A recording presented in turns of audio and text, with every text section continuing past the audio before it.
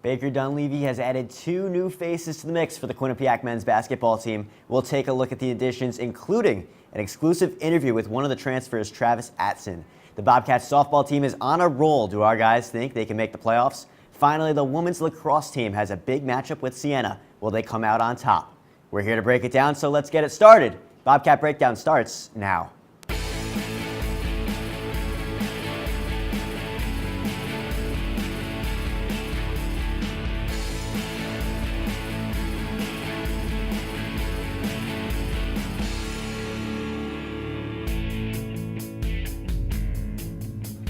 Hello and welcome inside Studio 125 for an all-new edition of Bobcat Breakdown, brought to you by the QU Online. Finish your degree early with QU Online summer courses. I'm Brian Schwartz, and I'm happy to be joined tonight by Dylan Fearon and Maury Hirschgordon. Guys, how's it going? I heard this afternoon from a very reliable source that Maury thinks all 4 spring sports teams are going to make the playoffs. I have to disagree, so it's ridiculous.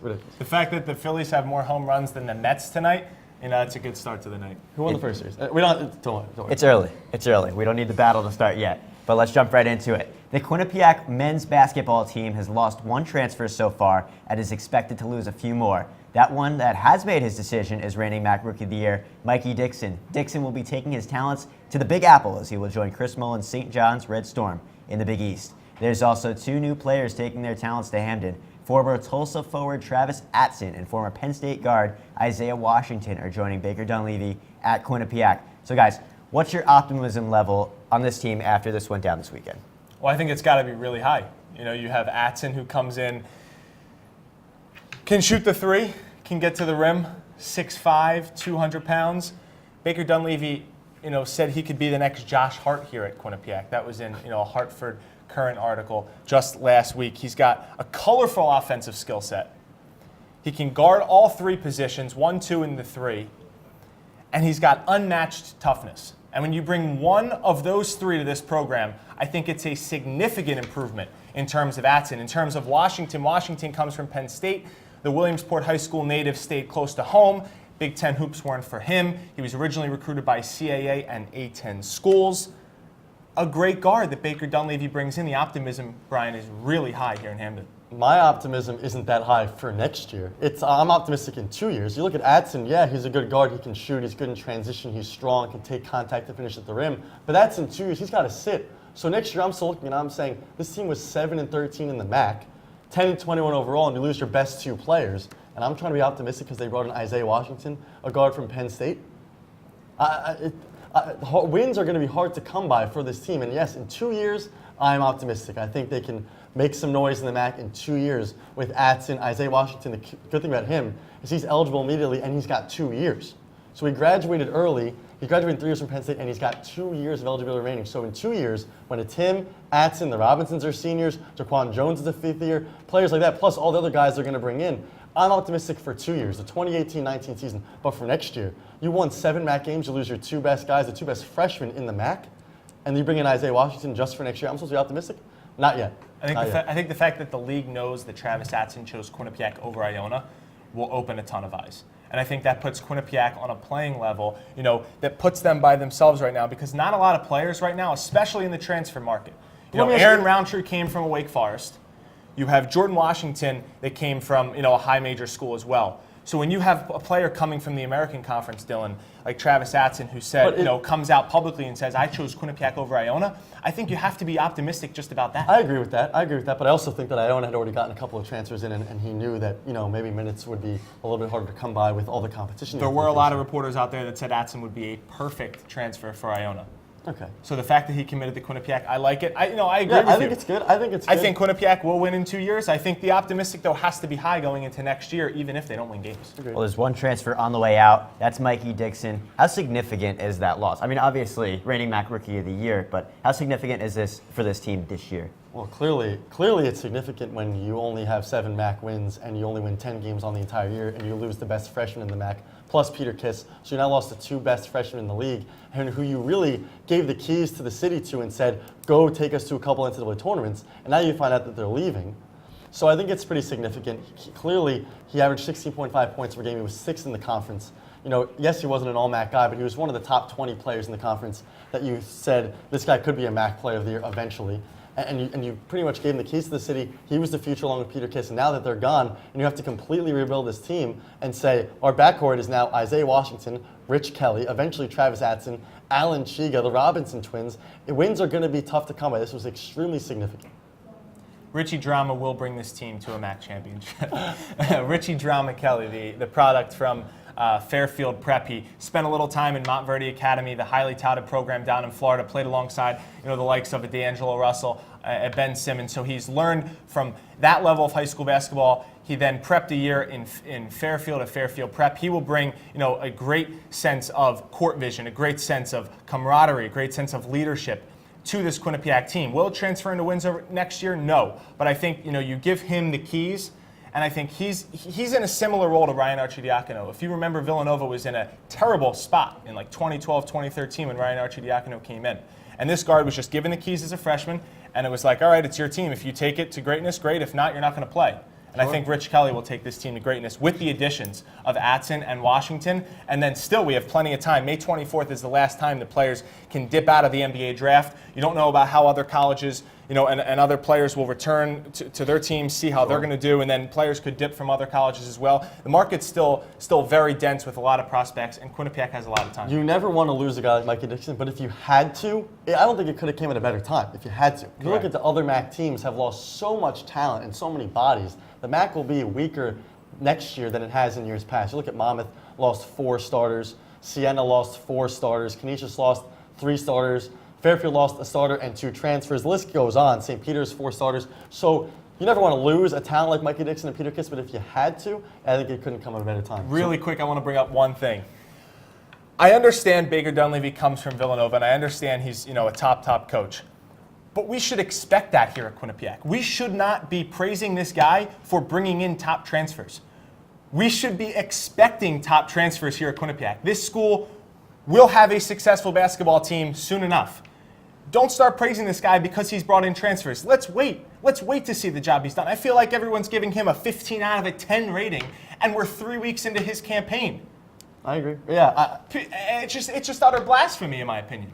So with that being said, where's the program at right now? I mean, you said how a lot of the seniors have left some of the teams like Monmouth and Iona. I think that's a great thing. I think that the program's in a solid standing right now. I think the MAC, the top 3 teams in the MAC, it's clear cut. Iona, Monmouth, and Manhattan. The guys that Manhattan brings back, they don't lose anybody. Monmouth still has a ton of firepower, red shirts, freshmen, transfers, all that kind of stuff, returners, Micah Seaborn.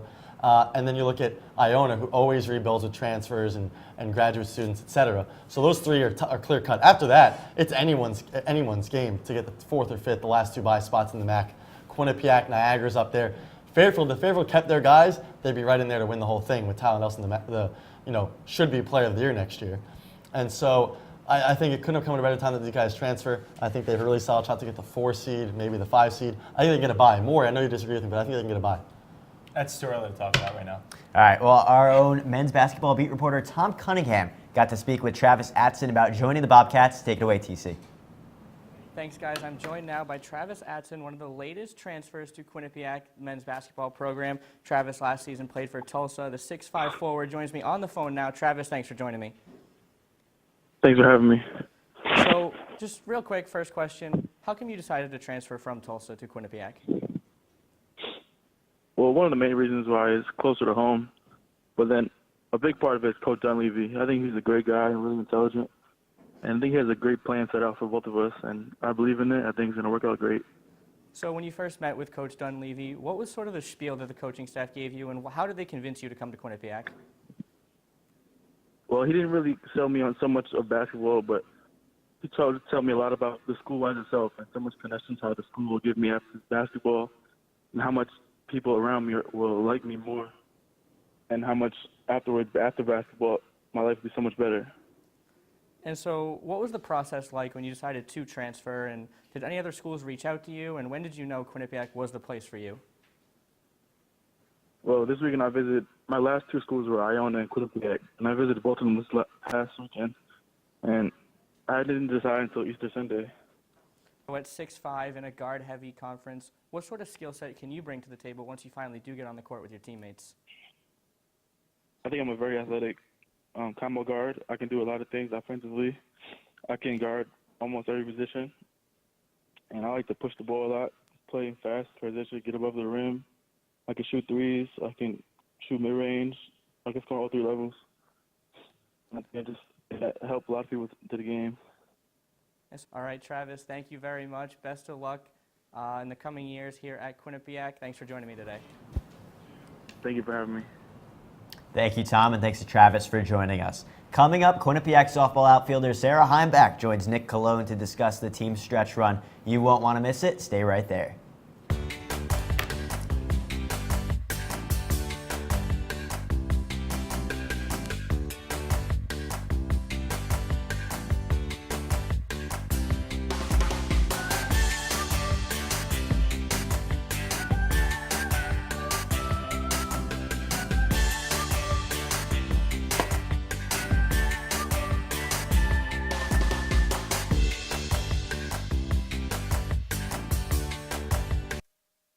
Coming up on Bobcat Breakdown. Coming up on Bobcat Breakdown. Welcome into Studio 125. So what? Points. If you score 40 points in a basketball game, we all know you play Quinnipiac Intramurals. We all know you love to shoot the rock. Well, if you think that's the most ridiculous thing you've ever heard, what I'm about to say, I guess, is going to be pretty ridiculous in your book. But I'm going to say yes, there is a controversy.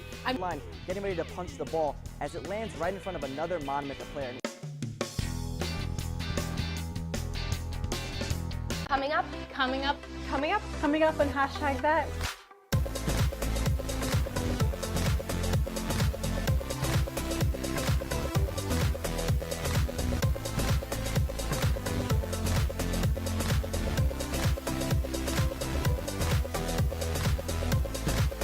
We are your source for Quinnipiac's entertainment news.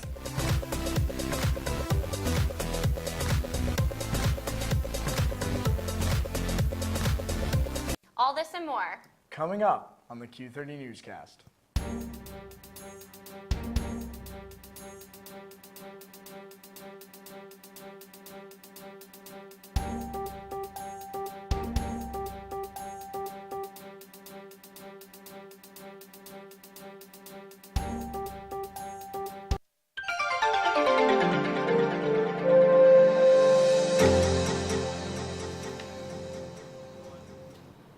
Welcome back to Bobcat Breakdown, presented by QU Online. Finish your degree early by taking online summer courses.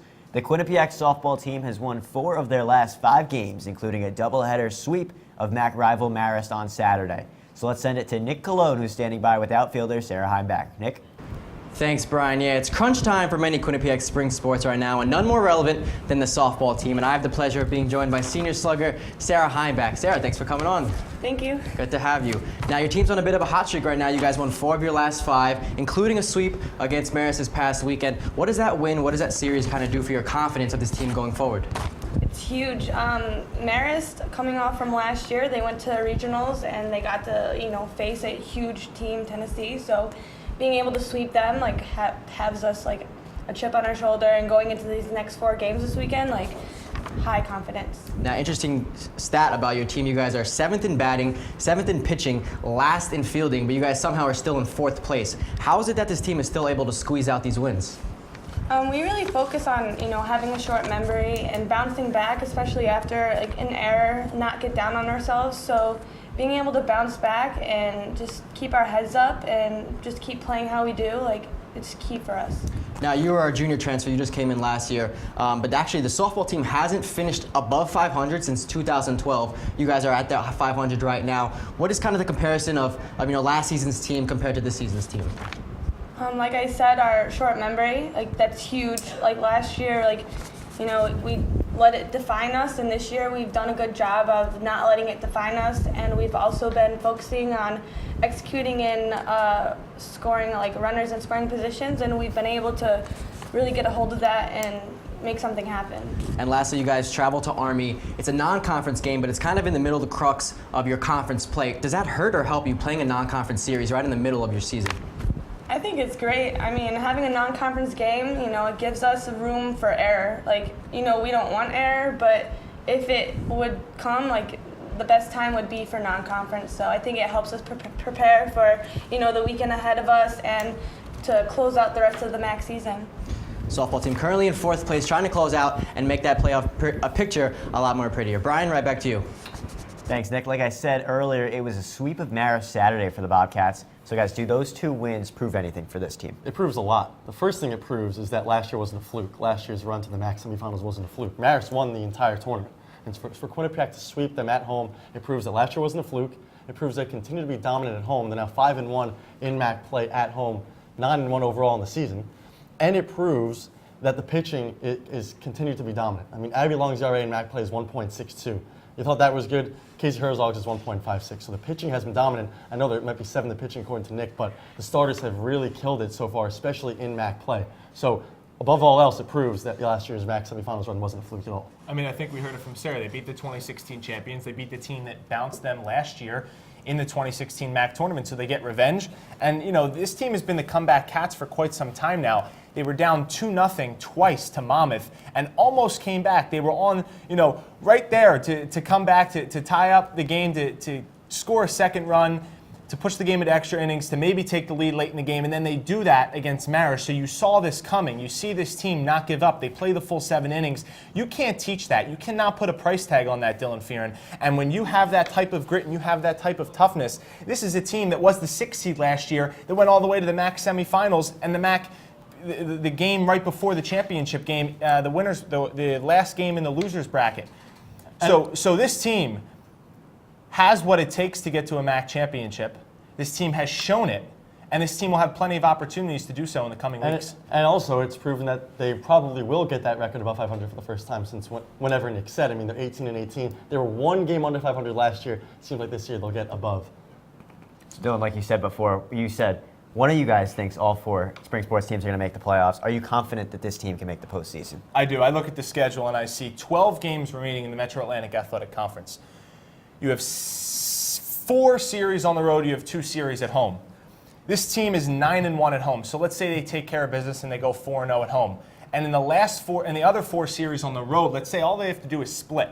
Okay, right now they are 5-3 in the conference, and usually double-digit wins, you know, makes it into the playoffs, 10, 11, 12 wins. So if this team goes 5-7, you know, down the stretch in the last 12 games, that's 10 wins. 6-6, you're at 11. 7-5, you know, like I said, if you sweep at home and you split on the road, that's 8-4. And let's say you go 3-1 at home. Yeah. 7-5. You're looking at right the there, schedule. double-digit wins I'm looking to at make the playoffs. standings right now, and you look at the standings. It seems like the top 6 is kind of separating themselves from 7 through 11. So 6th place, you know, Quinnipiac, Monmouth, and Fairfield all tied for 3rd, 4th, and 5th. And then everyone else, 2 games under Canisius, Manhattan, Niagara. So there's that little bit of separation that has been created in the past couple of games. So I look at the standings, I said there's no way they're going to drop off to 7th. They will be a top 6 team in the MAC. All right, well, let's transition to baseball now, where the Bobcats have lost 9 of their last 10 games. There have been a couple bright spots, though, for this team, including Liam Scaffarello and Mike Davis. I took a look at their mechanics in this Bobcat Breakdown demo. Let's roll it. All right, let's break down some hitting and some pitcher's motions on the Quinnipiac baseball team. First, we're going to start off with Liam Scaffarello, the big power hitter. Look at this swing. First of all, we got balance all the way through. Head to his belt, to straight down on the ground. Watch as he goes through the line, straight through the whole entire way. Power all the way through to left center field. Let's take a look at that one more time. Straight through the balance. Big leg kick. The pitch is on the outer half. He gets his hands through the zone, lets that pitch travel, and really carries that ball. Liam Scaffarello, elevate and celebrate. Let's take a look at it one more time on another angle. That pitch is on the inside corner. He gets his hands through the zone nice and quickly. Watch here as he's able to drive that inside pitch. Still repeating the same mechanics. Hands through the zone, ball up and deep into left center field and out of here. One more time, Liam Scaffarello. Let's take a look. Reminds me a little bit of Evan Gaddis. Big, powerful right-handed bat. Perfect swing, perfect power, does it all. Now here's Mike Davis, the Quinnipiac closer. He's got a .54 ERA so far this season. Really simple motion, straightforward, and goes moving forward. Gets his head and glove through the zone, moves through his target. Straight, he keeps that elbow up above his shoulder. Avoids elbow soreness there. Does a really good job there. Hitters are only hitting .212 against him so far this season. Mike Davis doing a really good job. there. Now finally it's Wyatt Hamilton, the 6'7", 185 right-hander. Starts off with a little three-quarter wind-up. A lot of pitchers are doing that nowadays. Works for him. So he's going to start there. Big, tall, high arm slot, really tough to pick up. A really high leg kick too. Let's watch. But the big guy, the most important thing, balance, balance, balance. That's what they teach you from Little League on and on.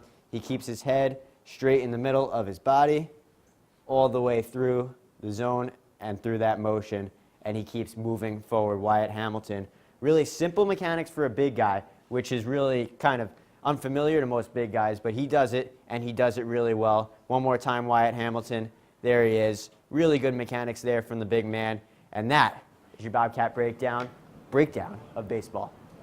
So it's been a tough few weeks for the Bobcats, but there is still a chance of reaching the postseason. Guys, what's the playoff formula for this team? There's no playoff formula. This is one of the 4 teams that will not be in the postseason this year. The hitting in MAC play has been awful. I'm going to read you off a couple of stats. You tell me when to stop, Maury. Matt Batten is batting 196 in MAC play. Mike Palladino, 200. Brian Mosky, 205. Joey Burns, 171. And Eric Vogelmoor, 160. I know Matt McAuliffe's so high on Eric Vogelmoor, but he's batting 160 in MAC play. And now the starters, Taylor Luciani's ERA is above 5, and Wyatt Hamilton, his ERA is above 7. So there's no playoff formula because the hitting isn't showing up, and neither is the starting pitcher. Now Mike Davis has been fantastic, but you have to give him the baseball with a winning lead, with a lead in the last inning, and they haven't been able to do that too often. They're 10th right now, 2.5 games out of 6th for the playoffs, and the you want to do the wins with softball, do the wins with baseball. It's going to take about 12 or 13 MAC wins to get to the playoffs. They're 4-8, which means they have to go 8-4, 9-3 in their final 12 games. I don't see it happening, especially against Fairfield to close out the season with a 3-game set against the Stags, who are leading the MAC. I don't see it happening. Well, I think it first off takes a sweep from St. Peter's this weekend at home. Okay. Not guaranteed. You win those 3 games. Quinnipiac is now 7-8. Okay. Okay. Then you have to go 5-4 in your last 9. You have a home series against Fairfield. Okay, to wrap up the season. Right. I think if you get to that point and you're a game under 500, I think you have an opportunity, a team atop the MAC, a ton of Connecticut rivalries, to take that opportunity at home and win a couple games. Well, let me say this. You're playoffs. Guaranteeing a St. Peter's sweep. Why can't I guarantee a Fairfield sweep for Quinnipiac then? You can. Same thing. It's the same thing. You can. I think this team has the pitching. Taylor Luciani and Robbie Hitt, time and time again, have shown that they can compete against the best of them and they can win against the best of them. In the 2015 playoffs, as freshmen, Taylor Luciani's ERA in MAC plays over 5. Over 5. Even in the and Maris Thomas series. Jenkins had a 4.6 ERA, and in low A ball with the Milwaukee Brewers, he's got a .82 ERA. He's given up 1 run in 11 innings in minor league ball. Tell me how that translates. A 4.6 ERA He's in still in MAC MAC plays. and a .82 in single A ball. Still not going to make the playoffs. Anything Did they make the can playoffs happen. last year, Tom Jenkins? When it clicks, it clicks. And for pitching, it can click overnight. They've shown it in the past. That means it can happen. Right, and I believe that it will. And how about the hitting? Matt Batten, everything Matt Batten's done, he's batting a .96 in MAC play. The softball team shows that they can be at the bottom of the MAC in batting and still be atop the conference. Well, the baseball team isn't the only squad struggling of late. We'll explore what's wrong with the Quinnipiac men's lacrosse team, and these guys will make their picks on the game of the week. Don't move a muscle. We'll be right back. It's 9:30 Eastern, and you know what that means. Sports Pause is on the air. Flat ball played up the middle. Iman Whalen with a little cheat off the plate. Preseason just boils down to going after another national championship and not necessarily focusing on the one before. MJ, it is time for our favorite part of the show. It's the top 5 plays of the week, brought to you by B&D Deli, home of the Q-Dog. Let's talk about the first play you want to break down. Yeah, let's break it down right away. But the one name I'm going to throw out there is a freshman, Mika Maples.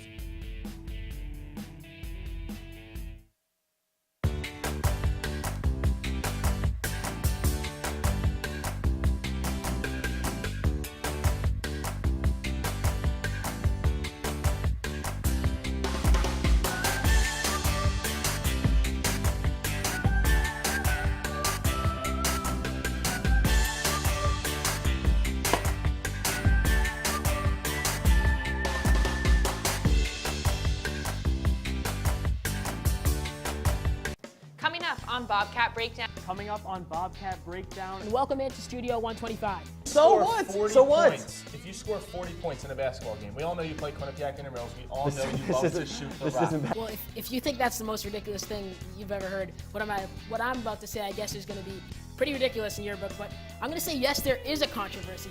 Line, getting ready to punch the ball as it lands right in front of another Monmouth player.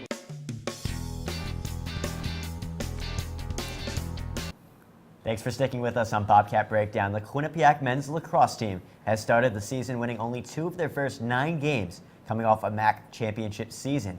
Obviously, there's a lot going wrong with this team that's struggling to get W's this season. But what's the playoff formula for this team to reach the postseason? Well, obviously, it's to win out, and then you need some help from Canisius this weekend. So right now, Quinnipiac is at 1-3 in the conference. I'll bring it up to par. Canisius is at 3-1. They play Monmouth, who's 4-0. If Monmouth defeats Canisius and Canisius falls to 3-2, and Quinnipiac can take care of a Siena team that started the season at 0-10, but has won the last 2, Quinnipiac will be 2-3. Quinnipiac would then travel to Buffalo to play Canisius in a game that would determine the 4th and final playoff spot in the MAC.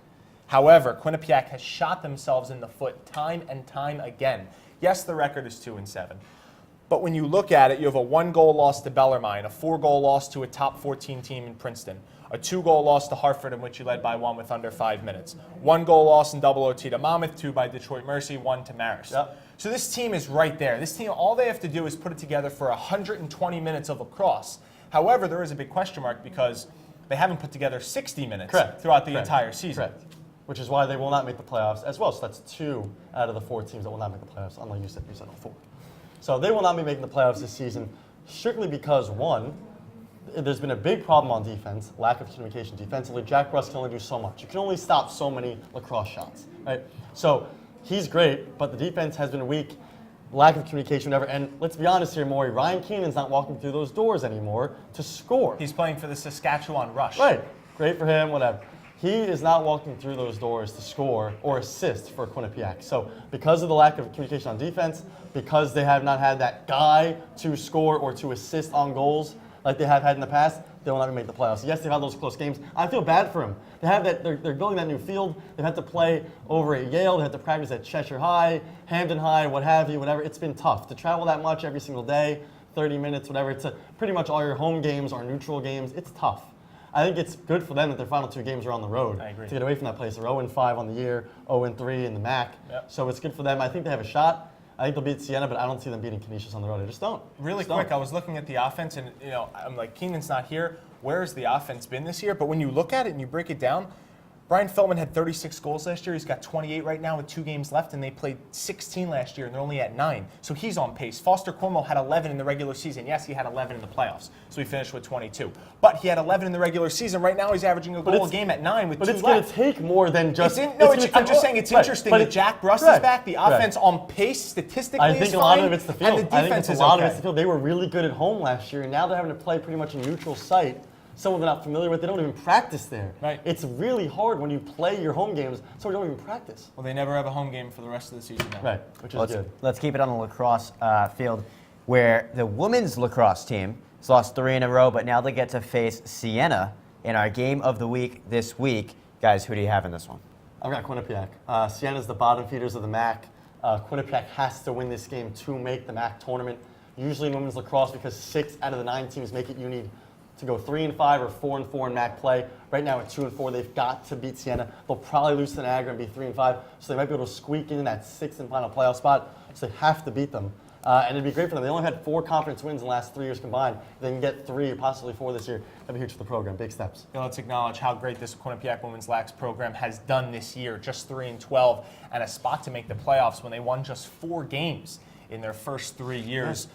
Yes, Iona will have to lose to Fairfield, which is fine. Fairfield is undefeated. Iona only has 1 win. Manhattan needs to lose to Monmouth. But if those 2 things happen tomorrow afternoon at 3 o'clock Eastern Time, Quinnipiac will take the field at Yale with an opportunity to make the playoffs, something I never thought I could ever say about the women's That's why I lacrosse team. think they will. Those are my 2 teams to make it, is softball and women's lacrosse. Sorry, baseball, men's life, it's just not going to happen. And you have all 4. And I have all 4. We'll see what happens. That'll do it for Bobcat Breakdown tonight. Be sure to check out all of our online content on Q30television.com and at theqbsn.com. Also, follow us on Twitter at Q30sports and at QBSN For Dylan Fear and Maury Hirschgordon, guys, always a good battle. Our production staff and entire behind-the-scenes crew, I'm Brian Schwartz, signing off. Put in the books and have a great night.